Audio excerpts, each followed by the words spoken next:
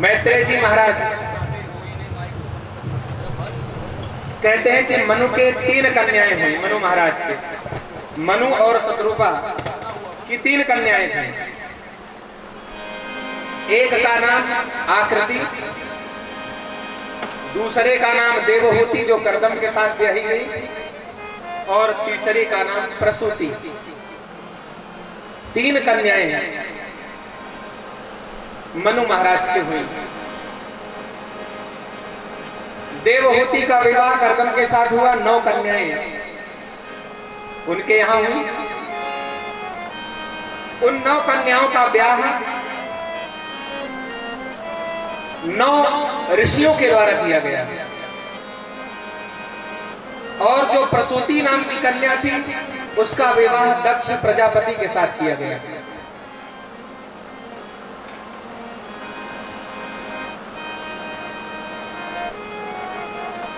देवहूति की कथा हम लोग सुन चुके। कर्दम के 9 कन्याओं के वंश का वर्णन यहां पर मैत्रेय जी ने किया है। मरीचि और कला के यहां कश्यप और पूर्णिमा नाम के 2 पुत्र हुए। अत्रि की पत्नी अनुसुईया,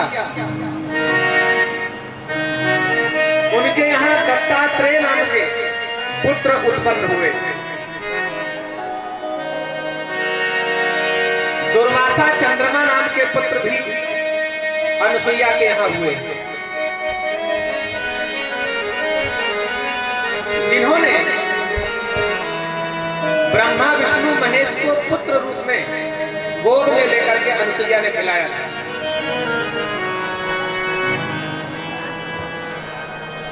प्रभु का अगर स्मरण करेंगे तो हमारी बुद्धि जागृत होगी। असूया, अनुसुईया में सूया शब्द जो है अनुसुईया, ईश्वर के मार्ग में आगे बढ़ने में जो रुकावट डाले,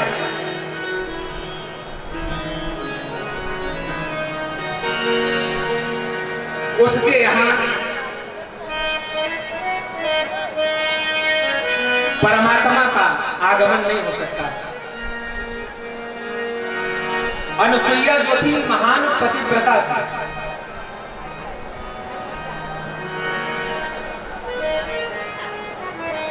एक बार देवर्षि नारद जी कैलाश पर्वत पर पहुंच गए। उस समय भगवान शंकर समाधि में गए हुए थे। पार्वती जी पूजा में बैठी हुई थी। पूजा समाप्त हुई। पार्वती ने नारद जी को ले जाकर के प्रसाद दिया। नारद ने प्रसाद खाया और कहा, माता जी आपने जो ये प्रसाद मुझे लड्डू में दिए हैं ये बड़े सरस हैं।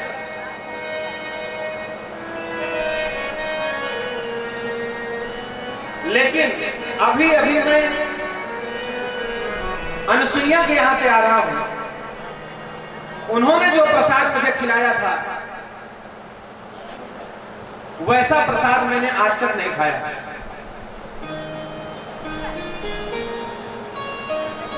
पार्वती जी नारद के इस प्रकार कहने पर कहने लगी, वो अनुसुईया है कौन जिसकी तुम चर्चा कर रहे हो? मेरे प्रसाद की चर्चा ना करके अनुसुईया ऐसी कौन स्त्री है जिसका प्रसाद तुम्हें बहुत अच्छा लग गया? नारद जी माता पार्वती से कहते हैं, मैया आप पतिव्रता हैं, मैं इस बात को जानता हूं, लेकिन जिस अनुसुईया की मैं बात कर रहा हूं वो महान पतिव्रता है। आपसे भी पतिव्रत धर्म उसका श्रेष्ठ है। पार्वती को यह बात कहां अच्छी लगी? ईर्ष्या उत्पन्न हो गई पार्वती के मन में। अनुसुईया मुझसे भी बढ़कर के पतिव्रत धर्म पालन कर रही है, कैसे हो सकता है? ये स्वभाव होता है स्त्री का।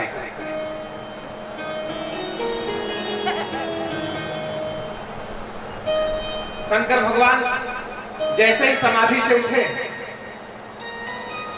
पार्वती ने तुरंत जाकर भगवान को वंदन किया, प्रणाम किया। शास्त्र कहता है कि जिस दिन परिवार के लोग ज्यादा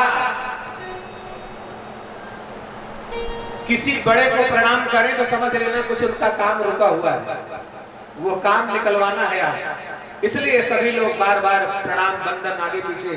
पिताजी कोई कमी, कुछ चाहिए तो नहीं, माताजी कुछ चाहिए तो नहीं। ऐसा अगर घर के लोग ज्यादा करने लगे मान मनौती, तो समझ लेना कुछ उनका काम विशेष है। भगवान समाधि में रोज जाया करते थे, लेकिन पार्वती इस तरह का बंधन कभी नहीं करती थी जो आज कर रही थी, क्योंकि आज पार्वती का विशेष कार्य है। आज उनको अनुसुईया के पतिव्रत धर्म को भंग करवाना है। इसलिए पार्वती जी भगवान शिव के बार बार चरणों में वंदन कर रहे हैं।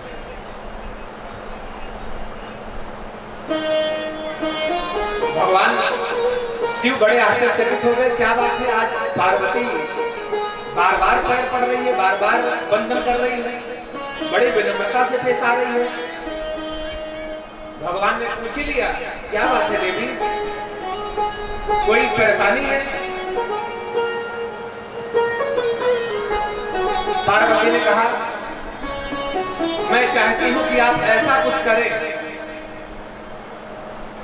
कि अनुसुईया का पतिव्रत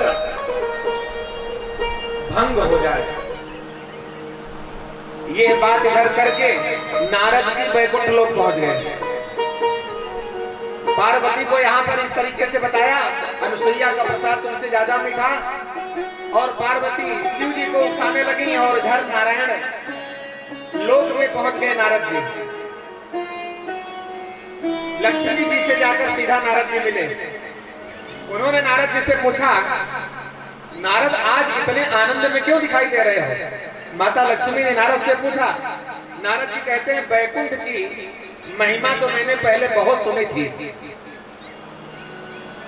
परंतु अब अनुसुईया के आश्रम के सिवाय मुझे कहीं अच्छा लगता ही नहीं। कई बार मैं वैकुंठ आया, मुझे बड़ा अच्छा लगा, लेकिन अभी अभी मैं अनुसुईया के आश्रम से आ रहा हूँ। जो सुख उस आश्रम पर रहने से मिलता है, वह सुख इस वैकुंठ में मुझे नहीं दिख रहा है।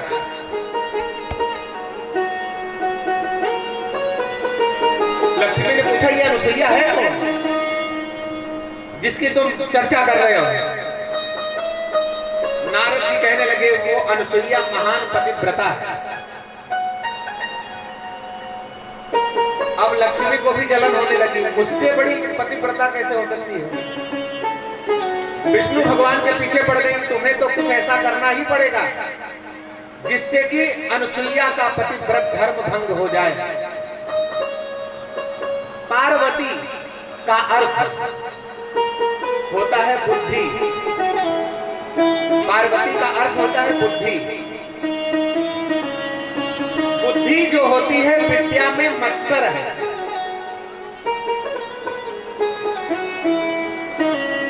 लक्ष्मी का अर्थ होता है द्रव्य। द्रव्य में ईर्ष्या रहती ही है, और ब्रह्माणी रजोगुणी है।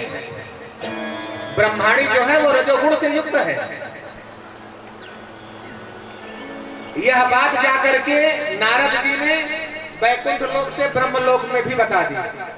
अब ब्रह्मलोक में जब यह बात बताई तो वहां ब्रह्मा की पत्नी सावित्री भी उनके पीछे पड़ गई, तुम्हें भी जाना होगा।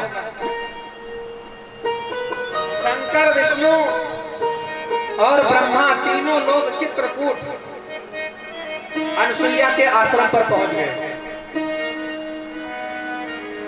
एक साथ जाकर के मिले।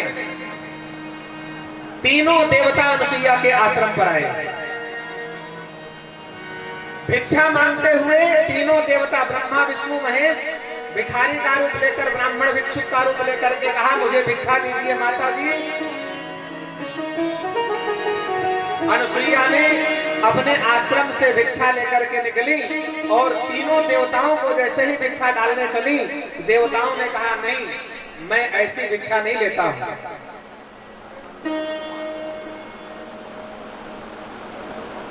अनुसुईया ने कहा महाराज बताएं फिर कैसे भिक्षा आप लेंगे? तो उन देवताओं ने कहा कि आप नग्न होकर के भिक्षा प्रदान करें, तब मैं आपकी भिक्षा स्वीकार करूंगा। अनुसुईया सोचने लगी, यदि मैं नग्न होकर के इन ब्राह्मणों को भिक्षा दूंगी तो मेरा पतिव्रत धर्म भंग हो जाएगा, और अगर भिक्षा मैं नहीं दूंगी तो घर आंगन में आए हुए अतिथि वापस हो जाएंगे, तो भी यह बात मेरे आश्रम के लिए ठीक नहीं है, महापाप लग जाएगा मुझे। और ये ब्राह्मण देवता कहते हैं कि नग्न होकर के भिक्षा मुझे प्रदान करो। नग्न का होना यहां पर शास्त्र के भाव में वासना से रहित होकर, क्या ब्रह्मा विष्णु महेश अनुसुईया को वस्त्र रहित होकर के भिक्षा देने की बात कर रहे हैं? नहीं, यह गूढ़ शब्द है, इसको समझने की आवश्यकता है। हम लोगों ने वासना का वस्त्र ओढ़ रखा है, जब तक वासनाएं हमारी उतर नहीं जाएंगी तब तक हम परमात्मा से हमारा मिलन नहीं होगा। और ये तीनों देव अनुसुईया से कहते हैं कि आप नग्न होकर के अर्थात वासनाओं का वस्त्र उतार करके मुझे भिक्षा प्रदान करें, तो मैं आपके भिक्षा प्रदान ग्रहण कर लूंगा। अनुसुईया के मन में क्या वासना थी? जो तीनों देव नग्न होने की बात कर रहे थे, अनुसुईया जैसे महान पतिव्रत धर्म का पालन करने वाली वासनाओं से युक्त नहीं हो सकती हैं।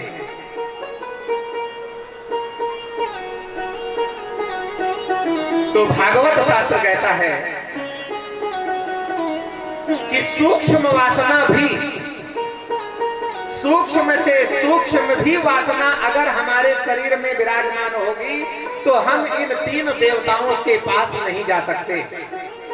शायद सूक्ष्म वासनाएं अभी अनुसुईया के अंदर विराजमान थी, उन्हीं वासनाओं के वस्त्र उतारने की बात ये तीनों देव कर रहे हैं। अनुसुईया ने जब नग्न होने की बात सुनी तो उन्होंने ध्यान लगाया, ये ब्राह्मण रूप में जो भिक्षा मांग रहे हैं ये कोई साधारण व्यक्ति नहीं हो सकते अगर मुझे नग्न होने की बात कर रहे हैं। अनुसुईया तुरंत अपने ध्यान में गई और ध्यान लगा करके अपने कमंडल से जल निकाला, और निकालकर जब तीनों के ऊपर छीटा तो समझ गए कि ये तो ब्रह्मा विष्णु महेश हमारे द्वार पर आए हैं भिक्षा मांगने के लिए।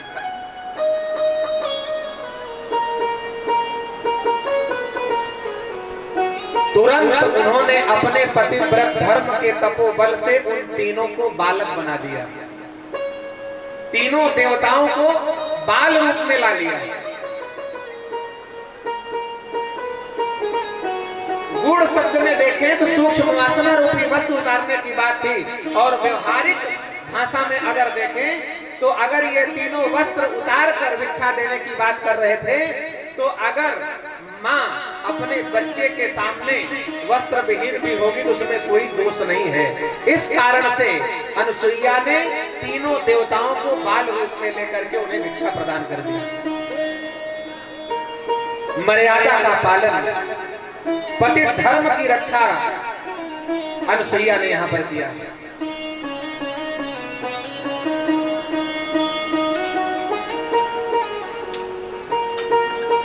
बहुत दिनों तक जब ये तीनों देव अपने अपने लोकों में नहीं पहुंचे तो तीनों देवियां परेशान हो गई। नारद ने जाकर के संदेश दिया कि आपके तीनों देव जो हैं अनुसुईया के आश्रम में बालक बनकर के खेल रहे हैं, आप लोगों ने जो गलती की है जाकर के अनुसुईया माता से क्षमा प्रार्थना करें तो आपके पति देव प्राप्त हो पाएंगे। तीनों देवियां पार्वती, लक्ष्मी, सावित्री सब अनुसुईया के आश्रम में आई और अनुसुईया के चरणों में गिर करके प्रार्थना किया, वंदना किया, माता जी मुझे क्षमा कर दें, आपका पति व्रत धर्म श्रेष्ठ है, हम लोगों से भी श्रेष्ठ है, मेरे पति आप वापस कर दीजिए। तब जाकर के अनुसुईया ने उन तीनों के पति वापस किए। तीनों देव अपने अपने लोक को पधारे।